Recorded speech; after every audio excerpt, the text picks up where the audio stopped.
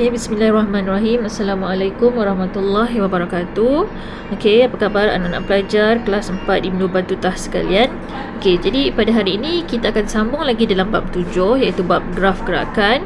Okay, pada kali ini kita nak sambung dengan bagaimana untuk mentafsir mentafsir graf laju masa dan menguraikan gerakan berdasarkan graf yang tersebut.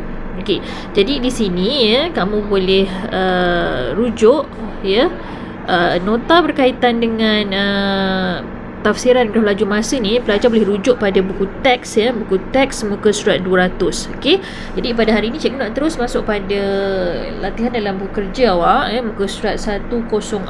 Okey, kita tengok dulu contoh yang diberikan di sini, kita fahamkan bersama. Okey, so graf laju masa. Okey, sekejap dia lari pula.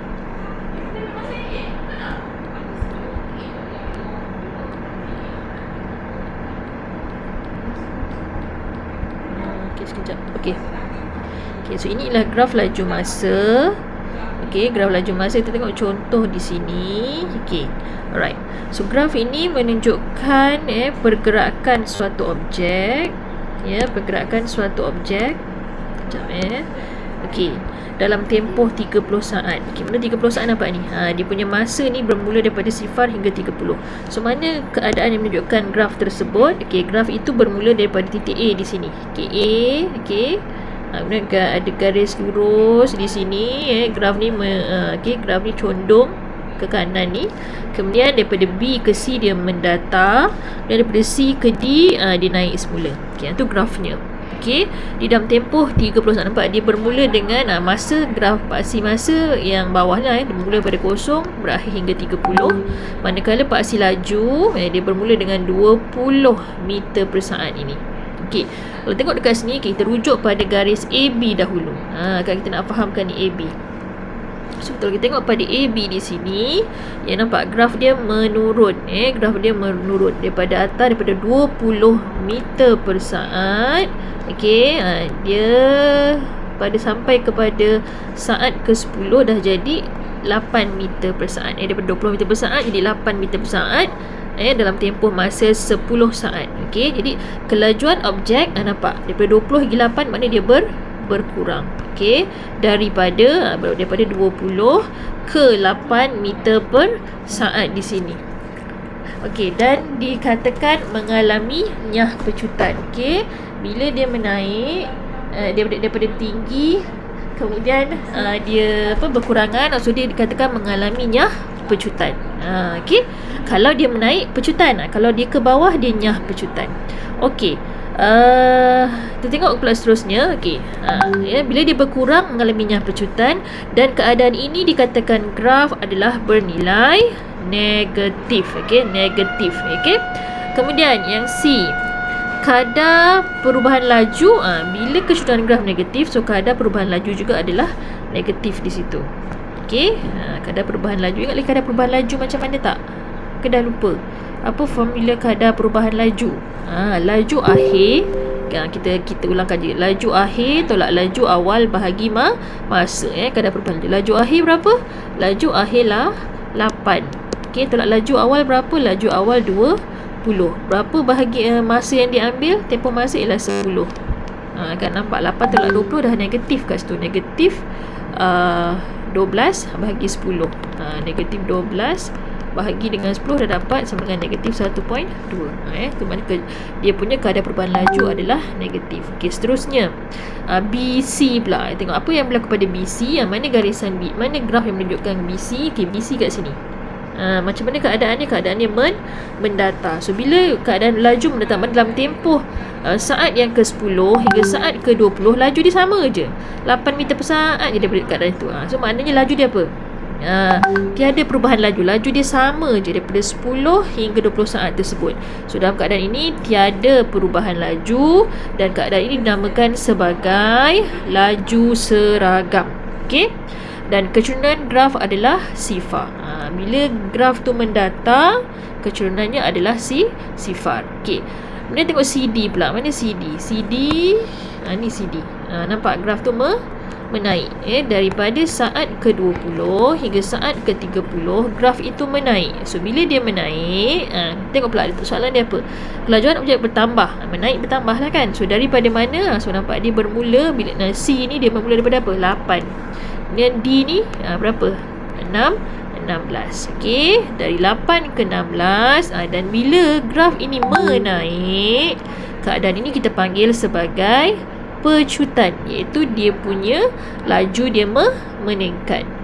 Bila dia naik ke atas ni, kecurunan graf ini adalah positif dan kadar perubahan laju juga adalah positif. Nampak? Mudah nak tafsir benda ni. Okey. Itu contoh yang diberikan. Sekarang kita tengok pada soalan yang kat sebelah ni. Kita boleh buat bersama. Pelajar ada buku kan? Okey, so graf yang ini pula, pergerakan objek dalam tempoh 24 saat. Okey, mana graf dia? So graf dia daripada A ni. A bermula pada 0 saat. Okey, kemudian mendata sampai B pada saat ke-12. Pada B ke C, nampak grafnya menaik. Pada C 18 saat. Okey, dan dia menurun sampailah dia menamatkan dia punya perjalanan pada saat yang ke-24. Okey, fokus kita nak tafsir ni garisan AB, graf AB. So AB, mana AB ni? Okey, tu AB kan. AB macam ni dia mendata. So bila mendata, apa dia? Graf laju terhadap masa dan objek. Okey, apa dia ni? Bergerak dengan seragam. Bergerak dengan seragam. Okey, sini graf lah, graf laju terhadap masa, dan objek bergerak dengan seragam. Dia bergerak dengan seragam. Okey, graf laju terhadap masa, dan objek bergerak dengan keadaan seragam. Okey, kemudian kecurunan graf adalah apa? Bila dia mendatar macam mana? Kecurunan graf adalah bernilai sifar. Sifar.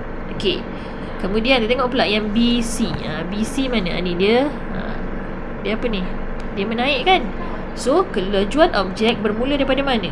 Dia bermula dengan, nampak B ni. Okey, B ni, titik B ni, tengok graf laju lah. Laju dia berapa? 15. Bermula kelajuan objek bertambah lah kan. Bertambah ataupun meningkat. Boleh dua-dua. Bertambah ataupun meningkat daripada 15. 15 apa? Tengok ni, meter per saat. Okey, 15 meter per saat ke berapa? Berapa paling tinggi di situ? C adalah 30. Okey, ke 30 meter per saat. Okey, awak boleh tulis meter per saat tu, awak boleh tulis macam ni pun boleh.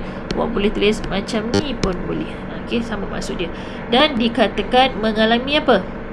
Bila bertambah tapi mengalami apa? Mengalami, misal saya tebal sangat ni. Okey, mengalami apa? Mengalami pecutan. Okey, pecutan. Okey, alright. Okey, dan kecenderungan graf adalah bernilai apa? Bila dia menaik apa? Bila naik adalah positif. Dia tak suruh kira ni, tanya positif negatif saja. So kadar perubahan laju juga bila dia meningkat, maknanya kadar perubahan laju juga adalah positif. Okey, so kelajuan objek ini apa? Ini bagi CD pula. Okey, mana CD? Okey, CD yang ini. Nampak daripada C ke D. So C ke D ini dia mengalami apa? Mengalami penurunan. Okey, mengalami kelajuan objek menurun. Kelajuan objek menurun. Okey, menurun ataupun berkurang. Bertambah lawannya berkurang, meningkat lawannya menurun. So kelajuan objek berkurang. Berkurang daripada berapa? So daripada berapa ni? C 30, D sifar. Okey, dari 30 meter per saat ke sifar meter per saat, dan dikatakan mengalami apa? Bila tadi meningkat pecutan, yang ini kita panggil nyah pecutan. Bila kelajuan berkurangan, berlakunya nyah pecutan. Okey, bila nyah pecutan, kecenderungan graf adalah bernilai negatif. Okey, dan kadar perubahan laju juga adalah negatif. Okey, boleh nampak ni? Yang mudah sahaja bila nak tafsir graf laju masa. Garisan yang mendatar ni makna kita panggil ni apa? Laju seragam. Makna laju dia sama sahaja. Kecerunannya sifar, kecerunan sifar. Bila dia menaik, itu ialah pecutan. Pecutan. Dia punya kecerunan adalah positif. Kalau dia menurun, okey, itu berlakunya nyah pecutan. Okey, apa dia? Nyah pecutan dengan keadaan kecerunan dia negatif. Okey, adik cuba fahamkan yang ini dulu, tafsirkan graf sebelum kita pergi kepada penyelesaian masalah. Okey.